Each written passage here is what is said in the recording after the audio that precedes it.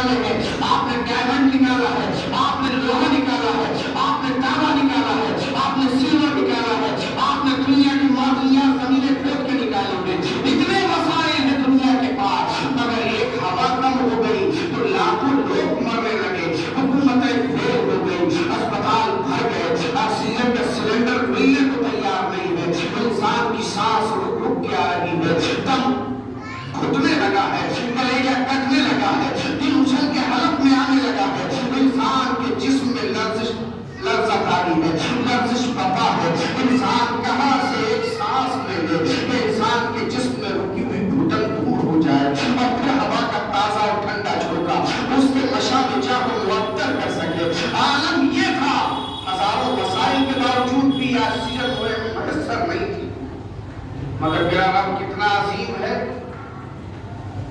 کیسے اس کی ذات یکتا پہ ہم ایمان نہ لائیں، کیسے اسے کائنات کا پالنہار نہ جانے۔ قرآن کہتا ہے یہی مظاہر فطرت ہے، انہیں دیکھو اور غور کرو، اس میں عقل نہ لاؤ کہ سب کا خالق سب کا مالک کون ہے۔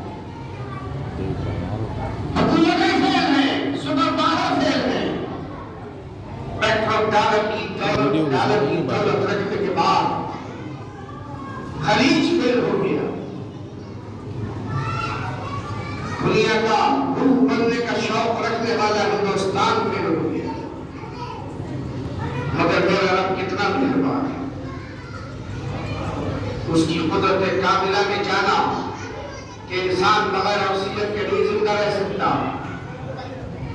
تو میرے رب نے ہوا کو پابند سلاسل نہیں کیا، ہوا کو اتنے قریب کر دیا کہ آپ بند کمرے میں ہیں تب بھی ہوا آپ کے ہونٹوں اور ناک کے پتھروں کے قریب بہ رہی ہے، آپ ہوائی جہاز میں ہیں، ہزاروں میٹر اوپر ہو رہے ہیں تب بھی ہوا آپ کو مل رہی ہے، آپ سمندر کے سینے پہ ہیں تب بھی ہوا آپ کے ناک اور منہ کے قریب بہ رہی ہے، جتنی ضرورت ہے اتنی کشید کر لو، باقی اللہ کی قدرت سے وہ ہوا بہ رہی ہے، آپ سمندروں میں ہیں، پہاڑوں میں ہیں، دریاؤں میں ہیں، صحراؤں میں ہیں، کھیتوں میں ہیں، جنگلوں میں ہیں، اپنے گھروں میں ہیں، مکانوں میں ہیں، مسجدوں میں ہیں، مدرسوں میں ہیں، اپنی خانقاہوں میں ہیں، کارخانوں میں ہیں، فیکٹریوں میں ہیں، غرض کے جہاں بھی ہیں، رب نے انسان کی زندگی بچانے کے لیے آکسیجن کو اتنے قریب کر دیا کہ ہر جگہ منہ کے قریب بہ رہی ہے، ناک کے قریب بہ رہی ہے، جتنی انسان کو ضرورت ہے وہ کشید کر لے اور جس کی ضرورت نہیں ہے اسے جانے دے۔ بغیر ہوا کے زندہ نہیں رہ سکتا تھا، اس لیے اللہ نے دریا اور ہوا کو منہ اور ناک کے قریب رکھا، ہر عالم کے بغیر زندہ نہیں رہ سکتا تھا، اس لیے اللہ نے بغیر کسی خدشے کے حرارت کو جسم کے اندر رکھا۔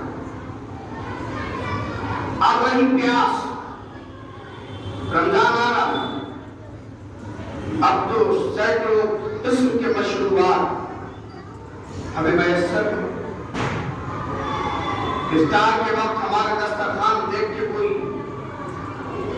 100 سال پرانا آدمی اللہ اسے زندہ کر دے تو حیرت زدہ رہ جائے، سینکڑوں قسم کے مشروبات تیار ہیں، ٹھنڈے ٹھنڈے مشروبات جو دن بھر کی کلفتوں کو، دن بھر کی گرمیوں کو ختم کرنے کے لیے ہمارے پاس موجود ہے، لیکن کبھی آپ جنگل میں پھنسے ہوئے، کبھی محنت و مشقت کرتے ہوئے پانی آپ کو میسر نہ آیا تو اندازہ آپ لگائیں گے کہ ہونٹ پھٹنے لگے، زبان سوکھنے لگے، حلق میں کانٹے پڑنے لگیں گے، اور جب پیاس کی شدت بڑھتی جائے گی تو قدم اٹھانا دوبھر ہو جائے گا، آنکھوں کے نیچے اندھیرا آنے لگے گا، انسان چکر کھا کے گرنے کے قریب ہو جائے گا۔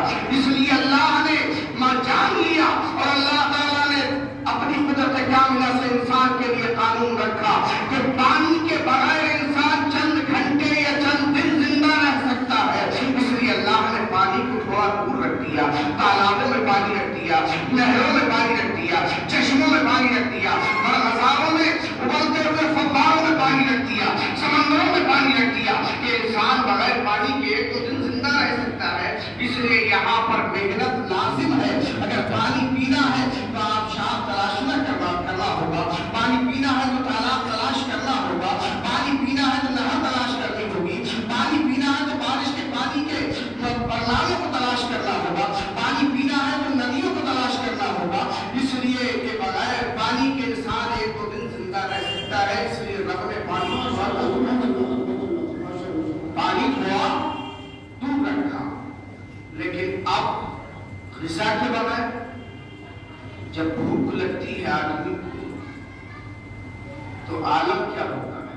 کرفیو میں پھنسا ہو اسے پتا ہوتا ہے، سب چیزیں موجود ہیں، پیسہ بھی ہے، وقت بھی ہے، ٹائم بھی ہے، لیکن مارکیٹ بند ہے، گھر میں کھانے پینے کا سامان ختم ہو گیا، سب دولتیں جمع ہیں، لیکن خریدنے کے لیے مال موجود نہیں ہے۔ پیٹ کی آنکھیں پیٹ سے لگنے لگتی ہے، ایک ایک لمحہ اسے محسوس ہوتا ہے کہ اب جان نکلی، تب جان نکلی۔ لیکن انسان ہفتہ 10 دن بھوکا رہ کے بھی زندہ رہ سکتا ہے۔ اس لیے اللہ نے اجناس کو اور دور کیا اور اتنا دور کر دیا کہ پہلے اسے وہ پہلے انسان کو بھوک لگی۔ دیکھیے حضرت نبی اہل سنت حضرت حافظ قاری محمد عالم صاحب اللہ ناظم اعلیٰ دارالعلوم نور القرآن اور خطیب اہل سنت مجاہد دہلی حضرت علامہ مفتی تسلیم رضا خان صاحب اللہ حافظ اللہ تشریف لیا ہے۔ تو آگے بڑھوں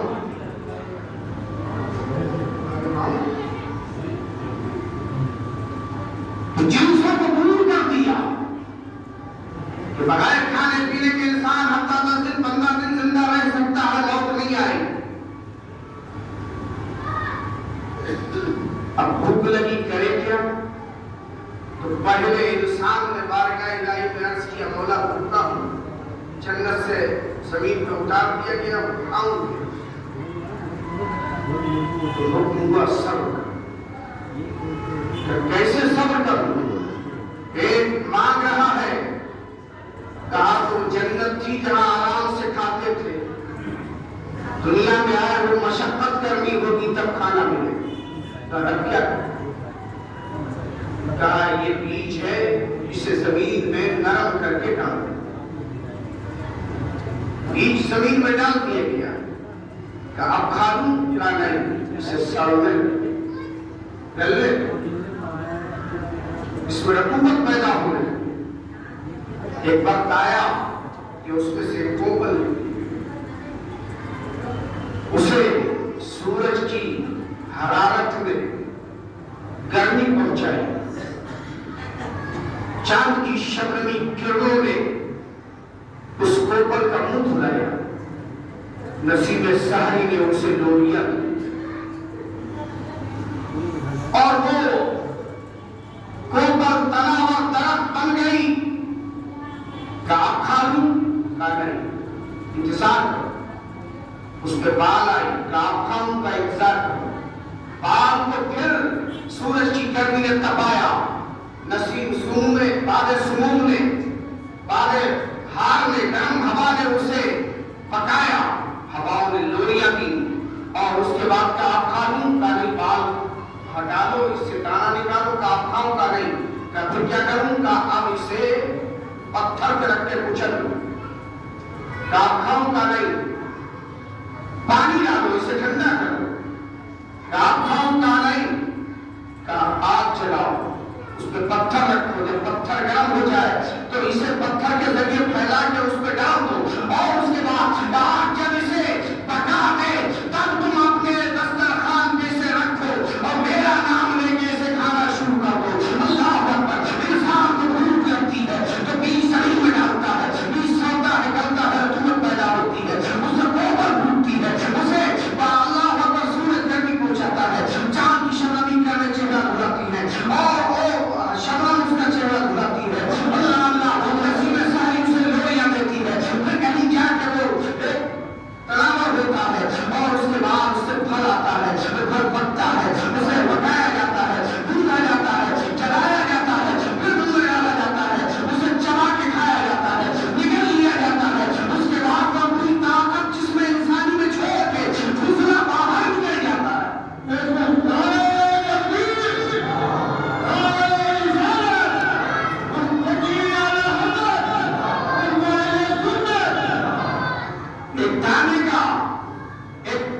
ترقی کے لیے پروسیس کتنا بڑا ہے، کتنا بڑا پروسیجر ہے کہ میرے اور آپ کے رب نے رکھا، لیکن میں جانتا ہے کہ انسان کی ضرورت کیا ہے۔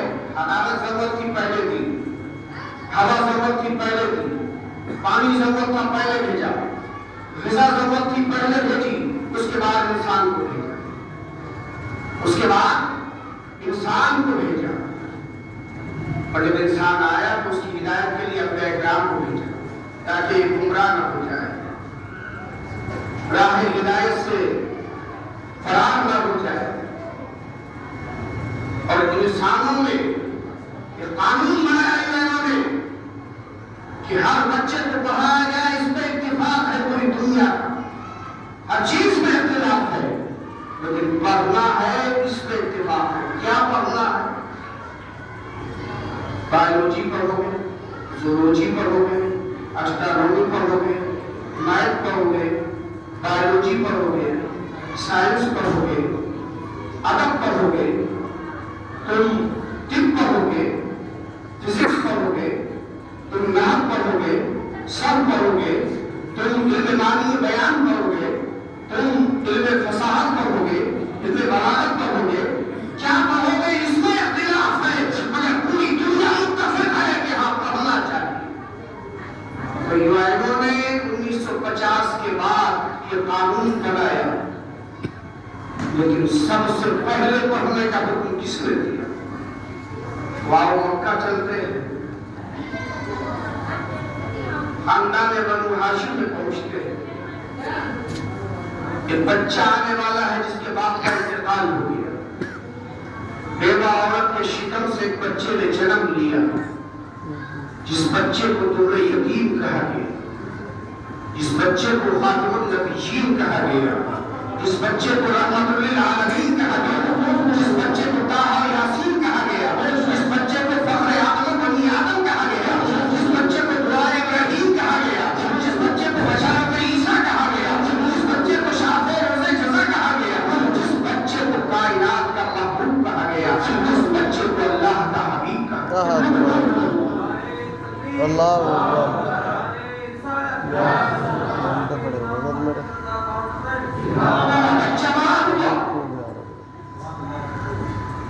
اور عمر کی 40 بہاریں اسی ماحول میں گزر، جا رہے حضرت خدیجہ سے کھانے پینے کا سامان لے کے۔ یہ حاجی صاحب معلوم ہے کہ جو نبی کا گھر تھا اس گھر کے نشیب میں ہوتے ہوئے ہیرا کی بلندی کو جانا پڑتا۔ اب تو سڑکیں اونچی ہو گئی ہیں، مگر اس زمانے کا مکہ اگر نگاہوں کے سامنے لاؤ گے، جو تاریخوں میں لکھا ہوا ہے کہ مصطفیٰ کے گھر سے نشیب میں اتر کے پہاڑوں کی بلندیوں میں فراز کی طرف ہونا ہوتا تھا، تو مکے کے لوگ دیکھتے تھے کہ روزانہ جاتے ہیں، کبھی اسی دن لوگ آتے ہیں، کبھی 2 دن 3 دن 4 دن کے بعد آتے ہیں، اور جیسے جیسے 40 سال کی عمر مکمل ہوتی گئی، مصطفیٰ کا جانا آنا کثرت سے اہل مکہ دیکھتے رہے۔ ایک دن ایسا بھی ہوا کہ خدیجہ سے کھانے پینے کا سامان لے کے اللہ کا پیغمبر پیارے مصطفیٰ جان رحمت صلی اللہ علیہ وسلم نشیب علاقے سے گزرتے ہوئے ہیرا کی بلندیوں میں پہنچے۔ اللہ کے نبی اس میں داخل ہوئے، عبادت و ریاضت میں مصروف ہوئے، لیکن ایک دن اہل مکہ نے ٹکٹکی لگا کے دیکھا، عالم حیرت سے ان کے پاؤں کے نیچے سے زمین نکلنے کو ہے کہ جو جاتا تھا خدیجہ سے کھانے پینے کا سامان لے کر، آج اتر رہا ہے بلا سے سارا جہان لے کر، پوری کائنات اس محمد کے قدموں سے لپٹی ہوئی ہیرا کی بلندیوں سے سرزمین مکہ کی طرف کو آ رہی ہے۔ اللہ اکبر! اور جب آئے تو اعلان کیا، اقرأ باسم ربک الذی خلق، اے محبوب پڑھیے پڑھیے، اقرأ باسم ربک الذی خلق، اس رب کے نام سے جس نے تمہیں پیدا کیا۔ پڑھنے پر متفق دنیا ہوئی روایتوں کے قیام کے بعد، پوری دنیا، لیکن مصطفیٰ نے غار حرا سے اترتے ہوئے پیغام دیا تھا، وحی الہی نازل ہوئی تھی، ہم اسی وحی کے عامل بھی ہے اور اس پر عامل بھی ہے، اور جو عامل نہیں ہو سکے ہیں اللہ انہیں عامل کرتے کہ کسی گھر میں کوئی بچہ بے پڑھا لکھا نہ رہے، اس لیے کہ جب بے پڑھا ہوگا تو جہالت کے اندھیروں میں جائے گا، بے پڑھا لکھا ہوگا تو شراب کے کھیتوں میں جائے گا، بے پڑھا لکھا ہوگا جمعے کی محفل میں عزت ہو جائے گا، بے پڑھا لکھا ہوگا عیاشوں کے اڈے پر خاندان کی عزت کو نیلام کر کے آئے گا، بے پڑھا لکھا ہوگا حرام کو حرام کو استعمال کرے گا، حلال کو چھوڑ دے گا۔ اللہ اکبر، آج کے نوجوانوں سے گزارش کروں گا کہ علم حاصل کرو، اس لیے کہ آج علم نور، علم روشنی ہے، علم لائٹ ہے، علم اجالا ہے۔ تو علم ہے